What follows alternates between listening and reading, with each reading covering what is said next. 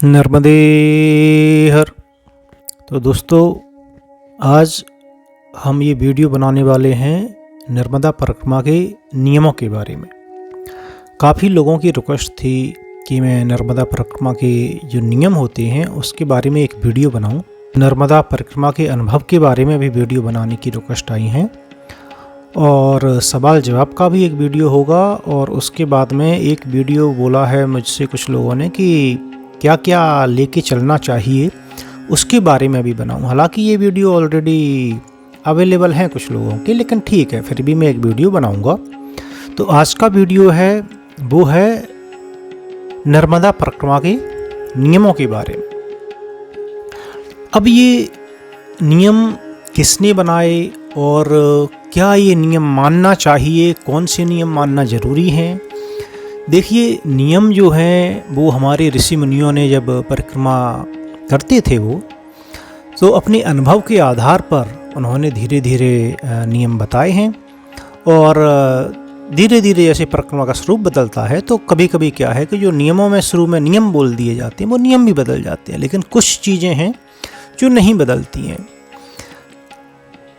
और देखिए क्या होता है कि नियम जो हैं वो किस हद तक आपको मानने हैं वो निर्भर करता है आप परिक्रमा किस उद्देश्य से कर रहे हैं।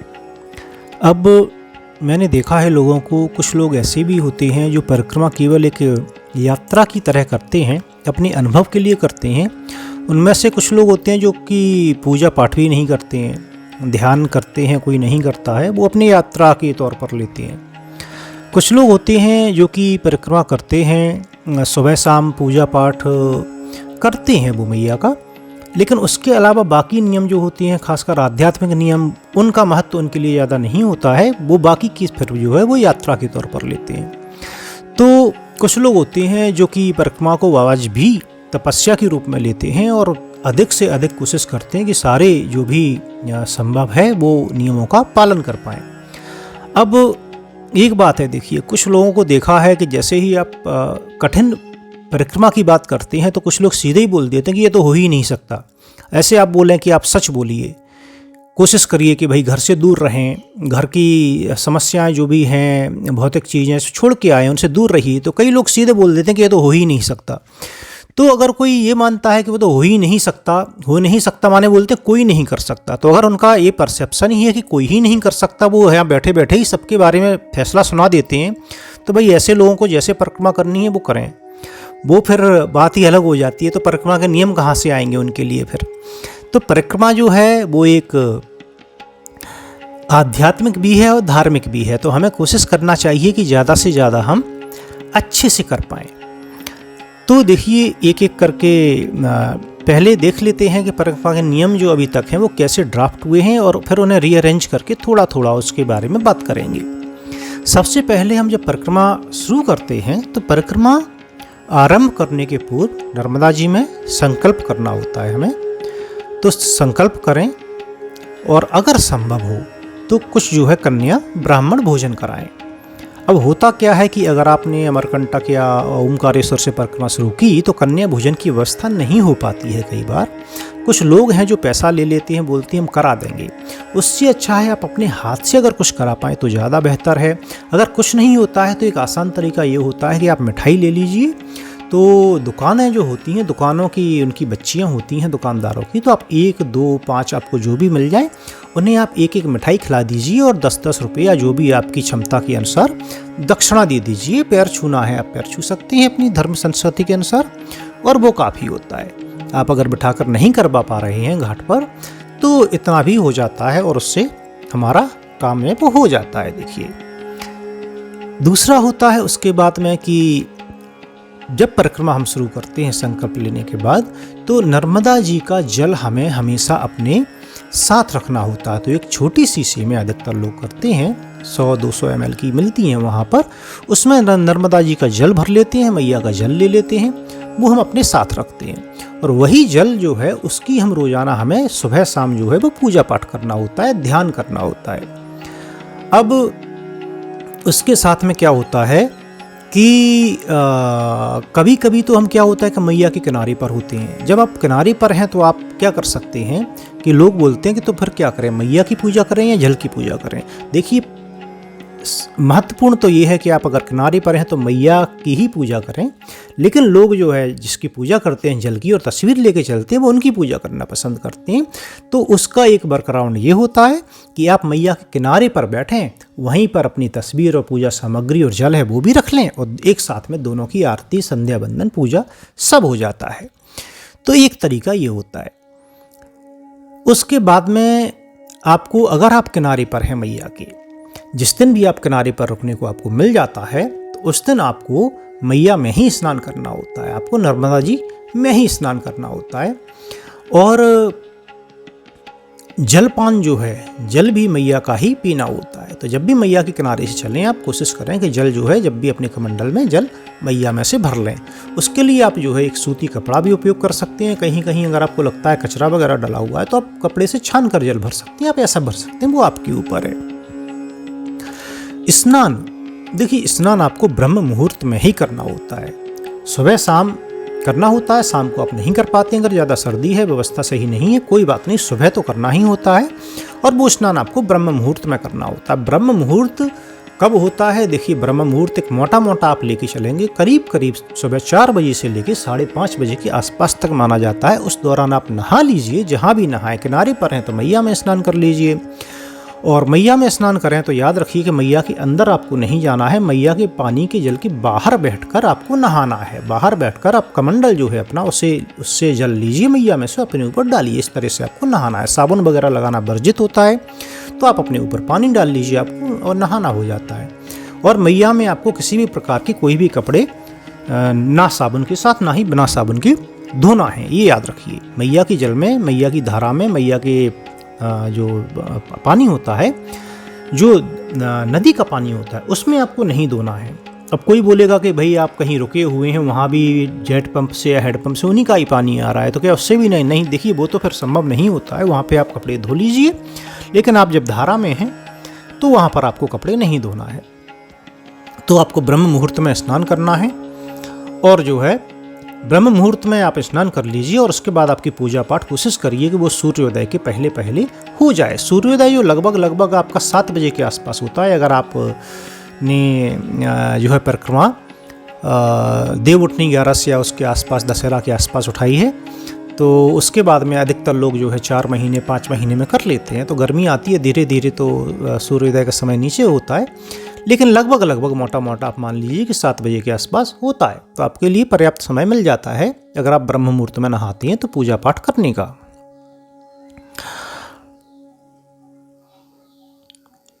इसके बाद एक जो महत्वपूर्ण नियम है वो ये है कि मैया की मुख्य धारा जो है उसको आपको नहीं लाना है, उसे क्रॉस नहीं करना है, पार नहीं करना है किसी भी परिस्थिति में। तो आप जब परिक्रमा करते हैं, परिक्रमा आपकी शुरू होती है दक्षिण तट से शुरू होती है। आप दक्षिण तट पर किसी भी एक स्थान से परिक्रमा शुरू कर सकते हैं। और अधिकतर लोग जो है वो ओमकारेश्वर या अमरकंटक से परिक्रमा शुरू करते हैं। अब परिक्रमा आपकी शुरू तो आप कहीं से भी कर सकते हैं, लेकिन जब परिक्रमा पूर्ण होती है तो उसके बाद में जो मैया का जल आप लेके चल रहे हैं वो पूजन के बाद उससे जो है शिव जी को चढ़ाना होता है। और जो शिव जी का सबसे पवित्र मंदिर पूरे क्षेत्र में जो मानते हैं लोग वो है ओमकारेश्वर ज्योतिर्लिंग, जो ममलेश्वर ओमकारेश्वर हैं उनका मानते हैं। तो फिर अगर कहीं और से कोई परिक्रमा उठाता है, शुरू करता है, तो फिर वहाँ पर वो पूर्ण करके बाद में जल चढ़ाने ओमकारेश्वर जाते हैं। यही कारण है कि जो बाहर के लोग परिक्रमा देने जाते हैं वो अधिकांश लोग ओमकारेश्वर से ही शुरू करते हैं और वहीं पर समापन करते हैं।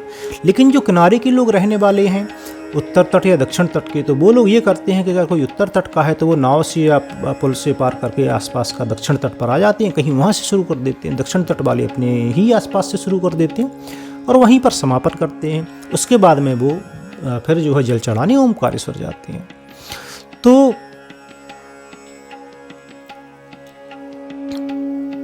जहाँ से भी आप शुरू करें वहाँ से आप परिक्रमा देंगे। आप उसके बाद में दक्षिण तट से पहले जाएंगे, आपको समुद्र पड़ेगा, उससे आप नौका से पार करके उत्तर तट पहुँचेंगे। उत्तर तट आपको पूरा वहाँ से सीधे आपको अमरकंटक तक जाना होता है। फिर अमरकंटक में माई के बगिया के पीछे से निकल के आपको उसी स्थान पर आना होता है जहाँ से आपने परिक्रमा शुरू की थी। तो इस दौरान आपको जो ये मुख्य धारा है, नदी है, आपको उसको लांघना नहीं है, क्रॉस नहीं करना है, पार नहीं करना है। कहीं कहीं आपको आजकल ऐसा होता है कि नहरें मिलती हैं बहुत सारी, जिनमें कि उनका पानी निकला होता है, वो भी धारा होती है, लेकिन मुख्य धारा नहीं है। इसलिए मैंने शब्द उपयोग किया है मुख्य धारा, कि आपको मुख्य धारा नहीं लांघना है। तो वो तो आपको पार करना होता है। कई जगह बैक वाटर होता है, बैक वाटर माने बांध बन जाते हैं, तो बांध से क्या है, मैया का पानी का भराव बहुत ज़्यादा हो जाता है और उसमें नदी वगैरह जो मिलती हैं तो उनमें उल्टा मैया का पानी जाने लगता है, तो वो बैक वाटर हो जाता है। वो कई जगह मिलता है, आपको बांध का पानी मिलता है, वो भी आपको पार करना ही होता है, चाहे अनचाहे में। और कहीं कहीं पुल के द्वारा पार करना पड़ता है, कहीं कहीं नाव के द्वारा पार करना पड़ता है, तो वो एक अलग बात है। लेकिन आपको मुख्य धारा किसी भी परिस्थिति में पार नहीं करना है। उसके बाद में देखिए दूरी कितनी रखी जाए मैया से। तो देखिए मैया के किनारे के रास्ता जहाँ भी संभव है वहाँ पर आपको किनारे के रास्ते से ही जाना है। लेकिन कहीं कहीं अगर किसी कारण से किनारे का रास्ता संभव नहीं है तो आपको जो भी निकटतम रास्ता उपलब्ध है वहाँ से जाना होगा। और अभी तक जो लोग जाते हैं उनने जो दूरी देखी है तो उसके अनुसार जो है 5 मील से अधिक दूरी जो है वो दक्षिण तट पर नहीं होना चाहिए और 7.5 मील से अधिक दूरी है वो उत्तर तट पर नहीं होना चाहिए। ऐसा कुछ नियमों में लिखा हुआ है और अभी तक जो अनुभव है उसके आधार पर इससे ज़्यादा दूरी की ज़रूरत होती भी नहीं है। इसके अंदर ही अंदर काफ़ी सारे रास्ते आपको संभव रास्ते हैं वो मिल जाती हैं, तो आपकी परिक्रमा हो जाती है। चतुर्मास में परिक्रमा नहीं करना है। अब अगर आप मान के चलिए कि भाई 4, 5, 6 महीने में परिक्रमा पूर्ण नहीं कर पाते हैं, आपने परिक्रमा लेट उठाई है, जैसे कि बोलते हैं कि अप्रैल के आसपास से जो है समुद्र पार करवाना बंद कर दिया जाता है। समुद्र की बहुत कुछ अपनी कंडीशन होती हैं, ज्वार भाटे के कारण जो जल का स्तर होता है, तूफान वगैरह चलते हैं, हवा चलती हैं, बहुत सारी कारण हैं।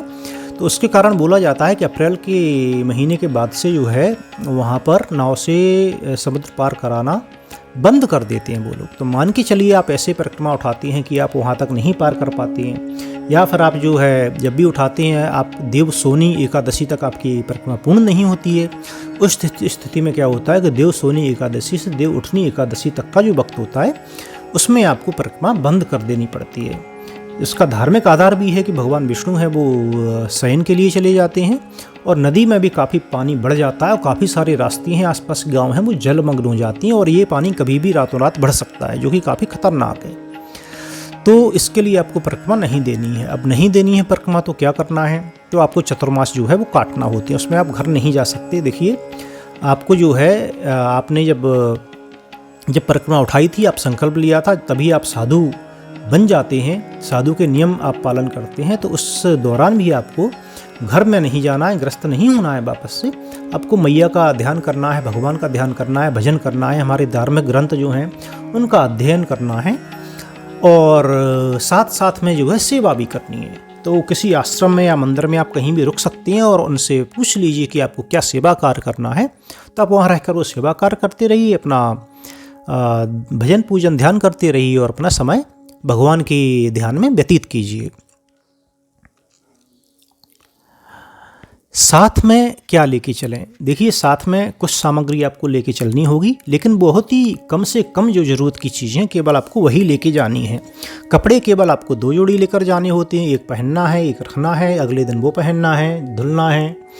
और कुछ ज़रूरी चीज़ें, एक डंडा है, कमंडल है, व्यास दंड बोलते हैं उसे, उसकी बात कभी फिर करेंगे कि कमंडल जो है पीतल का नहीं मिलता है अधिकतर लोगों को, तो वो डब्बा रखते हैं ढक्कन वाला, जो कि पानी पीने के भी काम आता है, पूजन के लिए जल भरने का काम आता है, उसी से नहा भी लेते हैं, काफ़ी सारा काम आता है।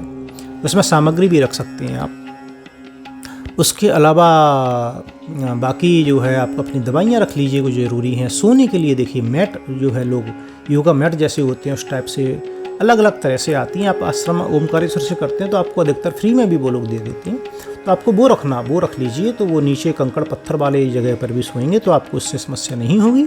उसके बाद उड़ने के लिए एक ब्लैंकेट ले लीजिए, और कुछ लोग जो है एक पन्नी जो होती है, पॉलीथीन की सीट जो होती है, तो पॉली सीट जो भी बोलती हैं उसे, वो भी रखते हैं। ज़्यादा सर्दी जब होती है तो वो उसमें ब्लैंकेट में मिला के उसे उड़ते हैं, उससे उनका काम होता है।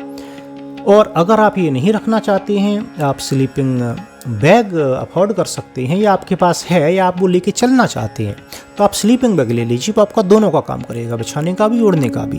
लेकिन अगर आप स्लीपिंग बैग ही लेके चलना चाहते हैं और चाहते हैं कि पूरी सर्दी बच जाए, क्योंकि कहीं कहीं सर्दी काफ़ी ज़्यादा पड़ती है, बीच में 1-2 डिग्री तक भी तापमान संभवतः जाता है सर्दी के मौसम में, तो उसके लिए आप कोशिश करिए कि 5 डिग्री सेंटीग्रेड रेटिंग का ही स्लीपिंग बैग लें। आप 5 डिग्री रेटिंग का लेते हैं तो आपको समस्या नहीं आएगी। मैं अपने अनुभव के आधार पर बता रहा हूँ, और मैं अनुभव के आधार पर बता रहा हूँ उन लोगों की जिन्होंने की परिक्रमा दी है।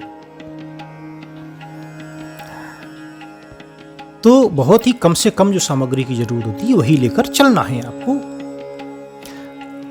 जब परिक्रमा पूर्ण हो जाती है तो फिर आपको पूजन करना होता है वापस से। संकल्प जो आपने लिया था वो संकल्प छोड़ना होता है, संकल्प छोड़ना बोलते हैं उसे। पूजन हो जाती है तो पूजन के बाद में आपको जो जल है वो जल आपको शिव जी पर चढ़ाना होता है। और जो ओमकारेश्वर से परिक्रमा शुरू करते हैं तो उसकी प्रक्रिया ये होती है कि जब एक बार पूजन हो जाता है तो जल है वो आधा जल आप चढ़ा देते हैं ममलेश्वर ज्योतिर्लिंग पर, और आधा जल है वो चढ़ा देते हैं बाद में ओमकारेश्वर ज्योतिर्लिंग पर। ओमकारेश्वर ज्योतिर्लिंग जाने के लिए आपको मैया को पार करना होता है, इसी के लिए पूजन के बाद में ये प्रक्रिया होती है। और पूजन के बाद में आपकी परिक्रमा पूर्ण हो जाती है, इसके लिए आपको मैया को लांघने में पार करने में कोई समस्या नहीं होती है।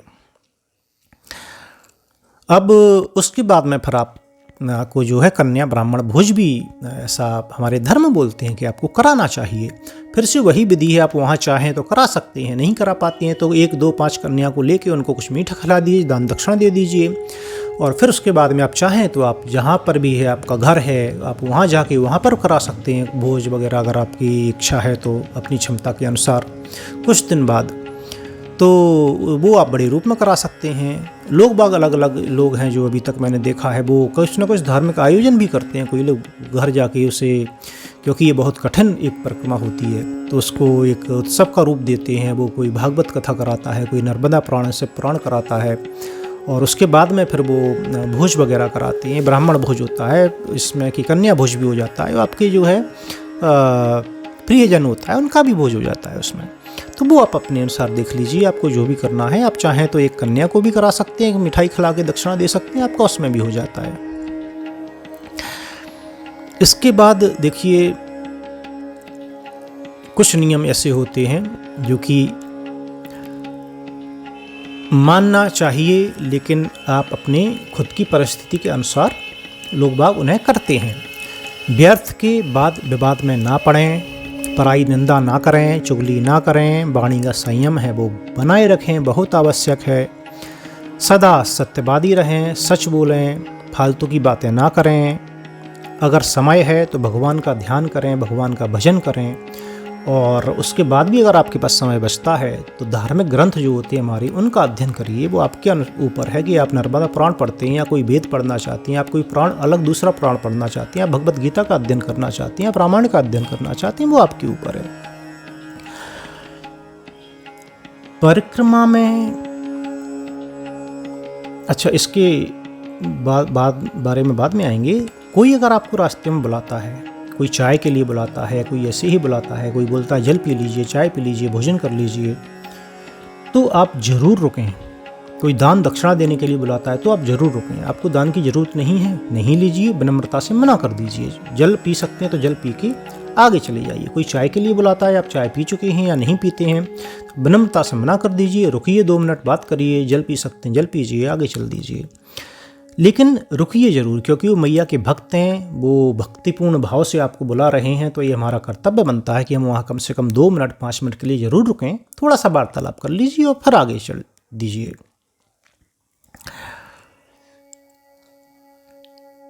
परिक्रमा में पीछे नहीं मुड़ना चाहिए, ऐसा बोला जाता है।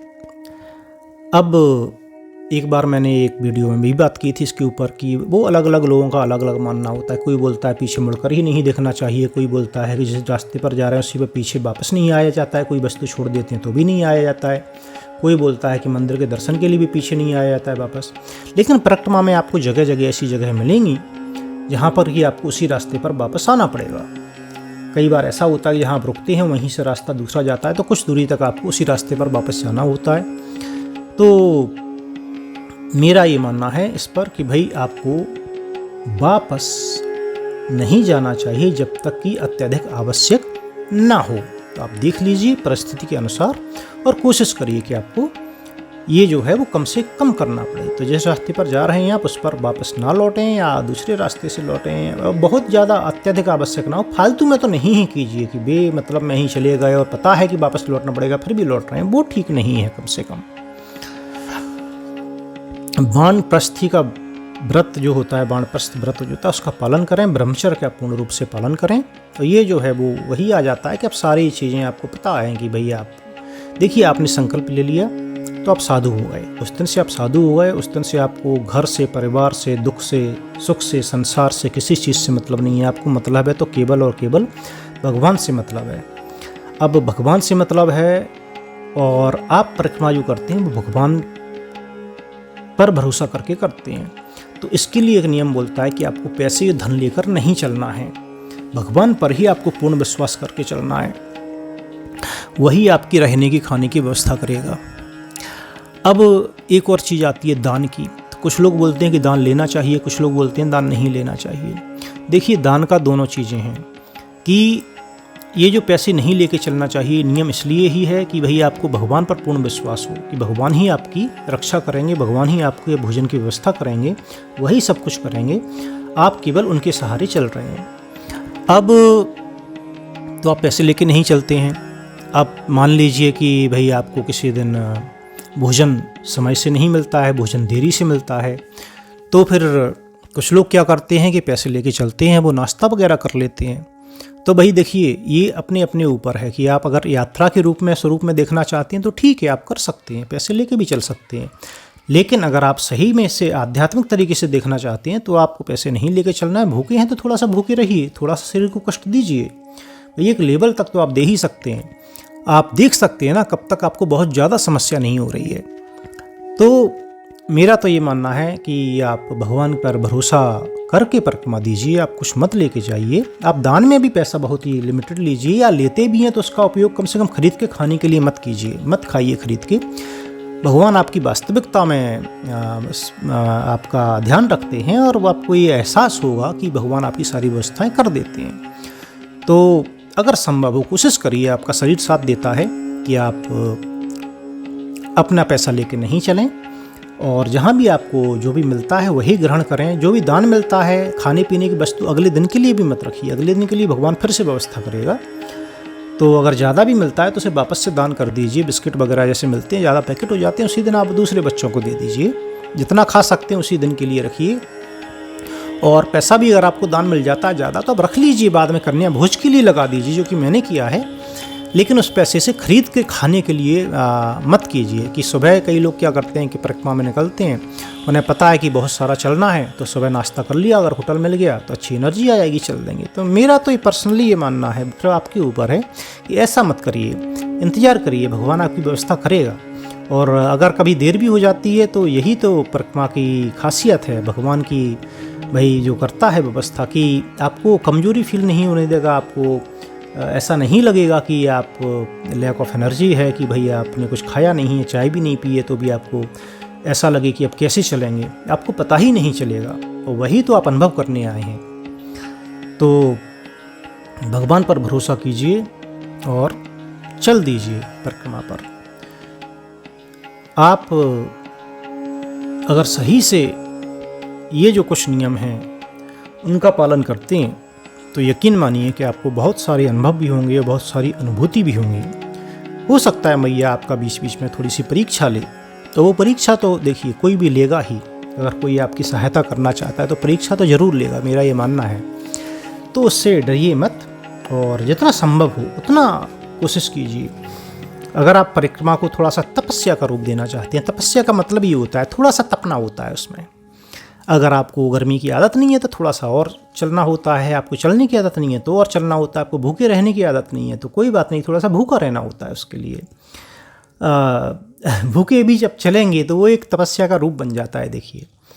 और तो आप करिए। अब इनमें से ज़रूरी नियम कौन सी है? देखिए ज़रूरी नियम केवल आप बोलें कि भाई जिसके बिना परिक्रमा हो ही नहीं सकती, तो एक नियम ऐसा है कम से कम जो मेरी नज़र में है, वो बहुत ही ज़रूरी है मानना, चाहे आप यात्रा के तौर पर कर रहे हों, आध्यात्मिक कर रहे हों, धार्मिक कर रहे हों परिक्रमा, वो है मैया को नहीं लांघना है। तो मैया की जो मुख्य धारा है उसे आपको पार नहीं करना है परिक्रमा के दौरान, ये बहुत महत्वपूर्ण है, ये मानकर चलिए। दूसरा, अगर आप धार्मिक दृष्टि से कर रहे हैं तो मैया का जल हमेशा साथ रखिए और उसका पूजन करिए, ध्यान करिए। तस्वीर भी रखते हैं कुछ लोग, देखिए अधिकतर लोग रखते हैं, कुछ क्या वो पंडित जी ही आपको दिलवा देंगे। पूजा सामग्री भी रखते हैं, पूजा करिए। पूजा नहीं करते, ध्यान करिए, जो भी है आप सुबह शाम करिए। और सारा का सारा समय है वो खुद कोई आत्मशुद्धि में लगाइए। आत्मशुद्धि माने देखिए, जो मैंने बोला है कि बुराई मत कीजिए, निंदा से बचिए, घर का वालों से थोड़ा सा दूर रहिए, जो है मोह माया छोड़ दीजिए। तो आप कोशिश तो करिए कि ज़्यादा से ज़्यादा ये काम कर पाएँ। देखिए पूरी तरह से कर सकते हैं, नहीं कर सकते वो तो बाद की बात है, कम से कम जितना कर सकते हैं वो कोशिश तो करनी चाहिए। बिल्कुल ही नहीं करेंगे तो फिर तो परिवर्तन होगा नहीं। तो नियम यही हैं जिनका कि हमें पालन करना होता है और परिक्रमा देनी होती है। और यकीन मानिए, अगर आप भगवान पर भरोसा रख के परिक्रमा करते हैं, पूर्ण भरोसा रखकर परिक्रमा करते हैं, एक अटूट विश्वास रखकर परिक्रमा करते हैं, तो आपको कुछ नहीं करना है, आपके सारे काम हो जाएंगे, आपकी सारी व्यवस्थाएं हो जाएंगी। और मैं ये तो नहीं बोल सकता कि आपको दोनों वक्त भोजन मिलेगा या नहीं मिलेगा, लेकिन आप भूखे नहीं रहेंगे और आपको उसकी वजह से कोई समस्या नहीं होगी। भोजन दोनों वक्त भी मिलता है। देखिए जो लोग भोजन के ही हिसाब से चलते हैं, इंतजाम करते हैं, दर दर होता है तो चले जाते हैं, लेकिन आप केवल चलना चाहते हैं भगवान के भरोसे, तो आपको बिल्कुल एहसास ही नहीं होगा और आपकी सारी व्यवस्थाएं हो जाएंगी। तो ये आज का वीडियो था, वो था नर्मदा परिक्रमा के नियमों के बारे में। एक छोटा सा वीडियो मैंने कोशिश की बनाने की, और हो सकता है कि जो मैं बताना चाह रहा था, मेरे हमेशा से कोशिश होती है कि आध्यात्मिकता जो है उस पर थोड़ा सा जोर दिया जाए। तो जब भी आप परिक्रमा करें तो हमेशा कोशिश करें कि देखिए जो भी है नियम की जो मैंने बात की है उसे ज़्यादा से ज़्यादा मानने की कोशिश करें। जब आप परिक्रमा में हैं तो आप घर वालों की चिंता मत करिए, थोड़े समय के लिए छोड़ दीजिए सब कुछ और कोशिश करिए कि आप जहाँ हैं वहीं रहें, अच्छे कामों में अपना मन लगाएं, अच्छे कार्यों में मन लगाएं। कुछ अनकहे नियम भी होते हैं। देखिए जहाँ पर भी आप जाते हैं, रुकते हैं आश्रम वगैरह में, तो वहाँ पर जाके अपने आसपास का जो स्थान है उसे साफ़ करिए। जब आप जाते हैं तब भी साफ़ करिए, झाड़ू लगाइए, और हो सके तो सारा कमरा वगैरह जो है तो सारे में ही लगा दीजिए। कई परिक्रमावासी हैं वो ऐसा ही छोड़ के चले जाते हैं, अगरबत्ती वगैरह लगाते हैं, राख वगैरह वहीं छोड़ के चले जाते हैं। दूसरे आते हैं, उन्हें गंदा मिलता है, वो भी ऐसे सो जाते हैं, चले जाते हैं, तो बहुत गंदा हो जाता है। तो कुछ अनकहे नियम हैं, तो ये सारे नियम कोई बोलने की ज़रूरत नहीं होती है, थोड़ा सा ध्यान रखने की ज़रूरत होती है नियम कि भाई साफ़ सफाई रखें, सेवा करें, दूसरों की मदद करें, सच बोलें, किसी को कष्ट ना पहुंचाएं, किसी के बारे में बुरा ना बोलें, किसी के बारे में बुरा ना सोचें, अच्छे कार्य करें, मानसिक अवस्था अपनी अच्छी रखें, भगवान का ध्यान करें, भगवान का भजन करें, धार्मिक ग्रंथों का अध्ययन करें, उनमें से अच्छाइयाँ ग्रहण करने की कोशिश करें। आपको परिक्रमा में सब तरह के लोग मिलेंगे, अच्छे मिलेंगे, बुरे मिलेंगे, साधु से लेकर सारे, कुछ साधुओं में भी सब तरह के लोग मिलते हैं। देखिए जो बुरा है उसके बारे में छोड़ दीजिए, कोई बात नहीं, बुराइयाँ मत लीजिए। अगर आपको कोई अच्छा व्यक्ति मिलता है, अच्छा परिक्रमावासी मिलता है, तो उसकी अच्छाइयाँ ग्रहण कर लीजिए और आगे बढ़ लीजिए। इसके साथ ही आज का जो ये वीडियो है वो यहीं हम समाप्त करते हैं। नर्मदे हर।